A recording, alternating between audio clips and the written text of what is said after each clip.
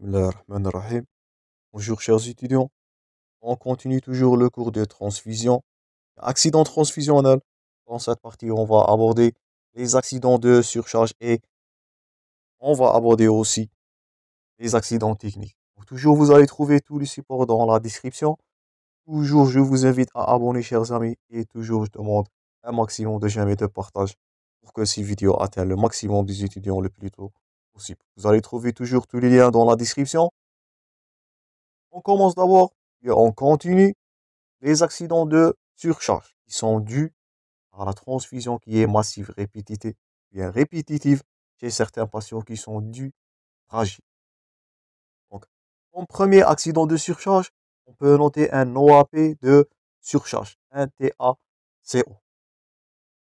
C'est la surcharge volumique là qui va donner quoi? Un œdème aigu du poumon. Donc, je répète, faire attention, c'est pas une réaction immunologique. Faites la différence entre cet accident-là qui est non immunologique avec l'accident précédent qui a été l'accident ou bien la réaction respiratoire, ou bien le syndrome respiratoire aigu post-transfusionnel qui a été dû à une réaction allergique ou bien immunologique à travers des anticorps anti-HLA.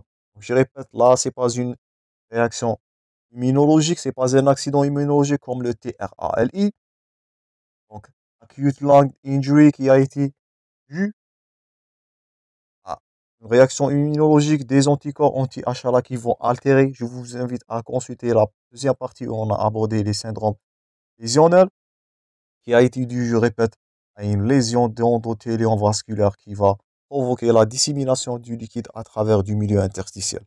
Donc là, c'est un œdème aigu du poumon, mais il est dû à la surcharge. J'espère que c'est clair. Donc là, c'est la surcharge volumique chez ces patients avec une insuffisance cardiaque ou bien une anémie chronique. Chez les patients chroniques et les patients tarés qui vont subir de transfusions multiples. C'est pour cela qu'on avait parlé des accidents de surcharge. Cette surcharge-là, donc soit un patient qui est anémique chronique, un sujet âgé, un nouveau-né qui est, je répète, à une transfusion massive ou bien rapide. Ça va donner une surcharge volumique. Lorsqu'on parlera de surcharge volumique, ça va donner par conséquence un œdème aigu du poumon. Et je répète, cette fois-là, c'est un OAP de surcharge. C'est pas un OAP lésionnel comme la réaction ou bien le syndrome respiratoire lésionnel qu'on a abordé dans les réactions immunologiques. Donc là, la clinique, c'est une détresse respiratoire aiguë avec dyspnée, ou cyanose et une insuffisance cardiaque qui est due à la surcharge. La conduite à tenir, c'est selon la gravité, ou bien soit arrêter ou ralentir la transfusion. Je répète, elle est due, cette réaction-là de surcharge, elle est due à une transfusion qui est soit massive, soit rapide. Donc, soit arrêter la transfusion si c'est insupportable, ou ralentir la vitesse de transfusion pour éviter cette surcharge-là volumique qui va survenir. C'est chez patients qui ont soit une insuffisance cardiaque, une anémie qui est chronique, donc ils vont subir des transfusions répétitives, des sujets âgés et même du nouveau-né qui peuvent pas adapter rapidement à l'hypervolémie. Donc, soit arrêter, soit ralentir. Toujours alerter le médecin et le responsable devant un accident transfusionnel. Donc, un OAP de surcharge, ça reste aussi un accident transfusionnel. Il faut l'alerter. Réduire l'hypervolémie.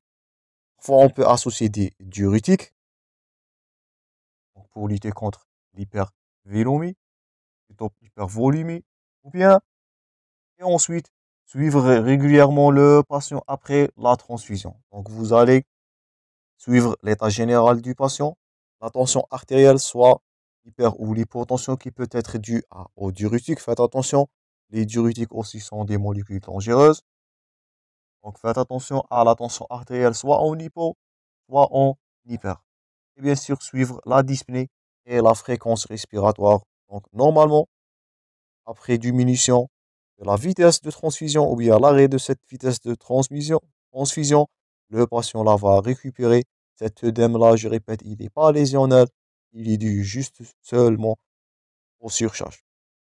Donc, c'est pas grave comme le, l'œdème pulmonaire qui a été dû à la réaction immunologique qui a été due aux présences de anticorps anti-HLA.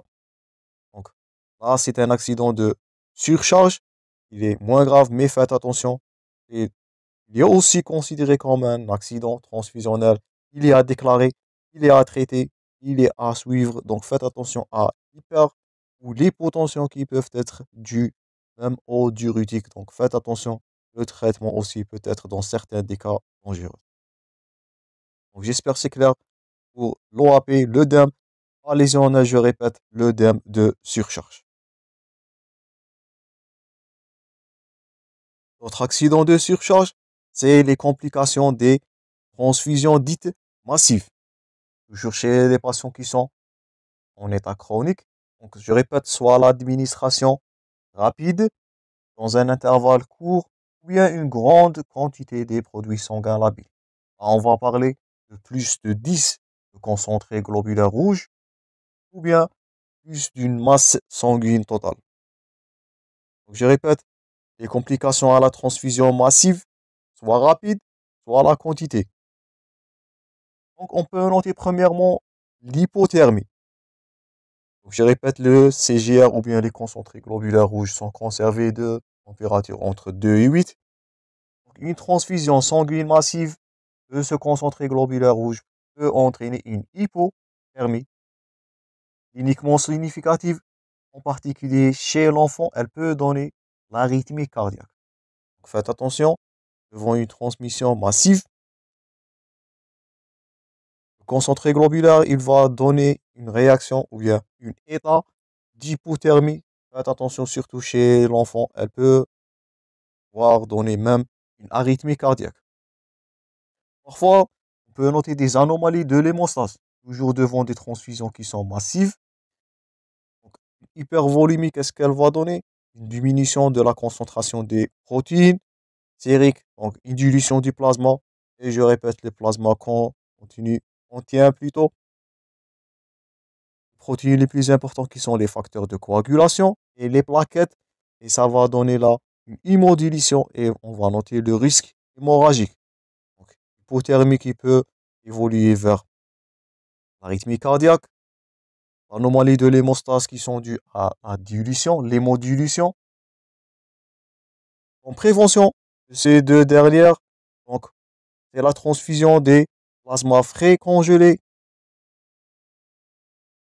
ou du concentré plaquettaire lors de la transfusion d'un concentré globulaire rouge de façon qui est massive. Donc faites attention, les CGR, les concentrés globulaires rouges, lorsqu'ils sont administrés de façon qui est massive ou bien rapide, on craint premièrement l'hypothermie et on craint l'hémodilution. Et pour cela, dans certains cas, elle est associée, comme on avait dit précédemment, au plasma frais congelé et même parfois au concentré plaquettaire pour éviter surtout le risque hémorragique.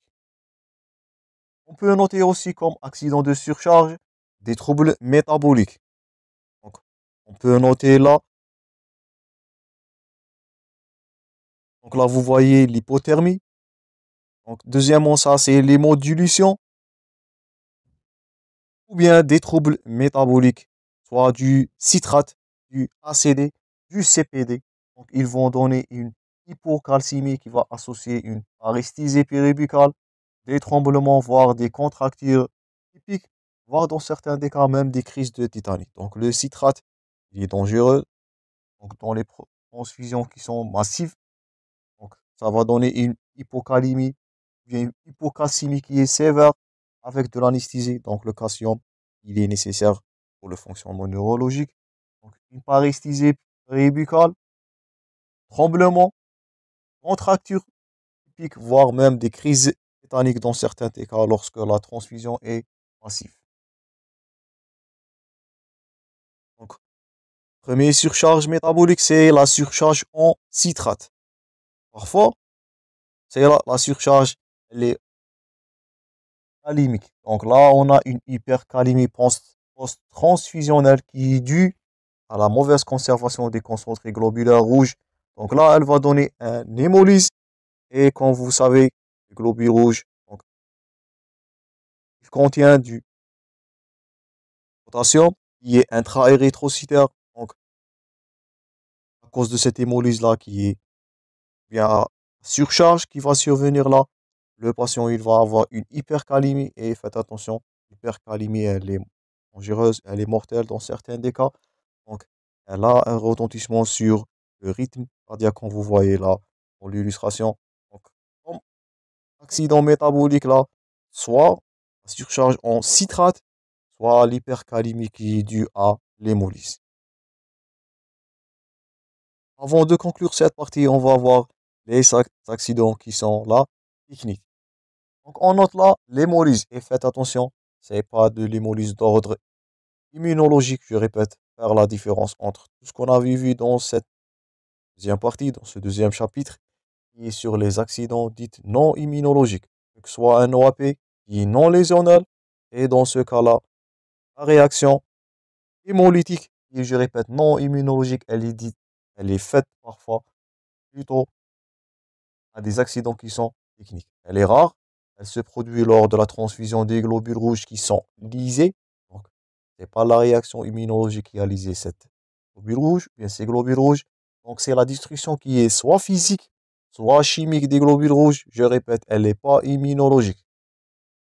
Les signes cliniques, donc durant la transfusion, au cours des 24 premières heures, on va noter là une hémoglobinémie, hémoglobinurie, absence de symptômes qui sont en relation immunitaire.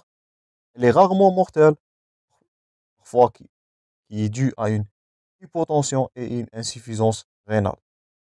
Donc, comme complication, on peut noter la thrombophlébite, qui va survenir surtout devant une transfusion prolongée. Donc, ces globules rouges qui sont lysés, vous voyez là, ils vont accumuler, ils peuvent donner de la thrombophlébite. Parfois, elle peut donner même des embolies.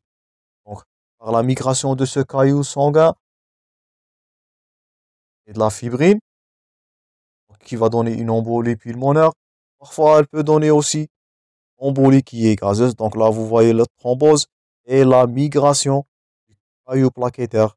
Je répète, ce sont des globules rouges qui sont lysés physiquement ou chimiquement. C'est pas une réaction immunologique. Ils vont migrer et ils vont causer malheureusement de l'embolie pulmonaire. Parfois, on peut noter des accidents par embolie gazeuse, qui est un risque grave, qui est exceptionnel, donc qui est dû à quoi? Qui est dû à l'introduction de l'air dans le sac de sang. Donc, premièrement, l'accident technique, on peut administrer donc, par erreur technique soit des globules rouges qui sont lysés physiquement, qui peuvent donner un caillou plaquettaire ou bien un caillou sanguin. Ce caillou-là peut migrer, peut donner des embolies pulmonaires, notez ça bien, ou bien des thromboses. Donc là, la thrombophlébite. Parfois, cette embolie-là, c'est de l'air qui est administré sur accidentellement, accident technique. Donc, c'est l'introduction de l'air dans le sac de transfusion. Surtout, devant un sang qui est à transfusion sous pression. Donc, c'est soit de l'air qui est administré à l'intérieur du système circulatoire, ça va donner une embolie gazeuse, qui est grave malheureusement, surtout si cette dernière va migrer au système nerveux central, ça va être mortel, ou lise non immunologique des globules rouges qui va donner un caillou sanguin. Ça va donner soit de la thrombophlébite ou bien de soit la migration de cette dernière et elle va donner là de l'embolie pulmonaire. En prévention, cet accident-là, je répète, il est dit technique, donc c'est les dispositifs qui sont la cause là. Donc vérifier l'étanchéité du circuit et le purage du tubule afin de ne pas introduire cette embolie gazeuse. Et bien sûr, faites attention à l'hémolyse, la bonne conservation du concentré globulaire rouge. Faites attention à liser cette dernière, soit physiquement, soit chimiquement. Donc, respectez toujours les critères, il y a des mesures de transport, de prévention ou bien de préservation et même les critères de transfusion pour éviter tous ces accidents-là qui sont, je répète, non immunologiques ne sont pas à confondre avec l'œdème lésionnel ou la l'hémolyse qui est, je répète, le choc hémolytique qui est dû à réaction immunitaire anti-ABO ou l'œdème aigu du poumon qui est lésionnel qui est dû à présence des anticorps anti-HLA. Donc, j'espère que vous allez faire la différence entre ces deux accidents-là, soit immunologiques, soit non immunologiques. Il nous reste que les accidents qui sont dits tardifs et la prévention ou bien le suivi de la transfusion sanguine. On va l'aborder dans la dernière partie de ce cours. Je vous rencontrerai prochainement, chers amis. Merci pour votre attention toujours. Je vous souhaite le bon courage dans vos préparations et à la prochaine.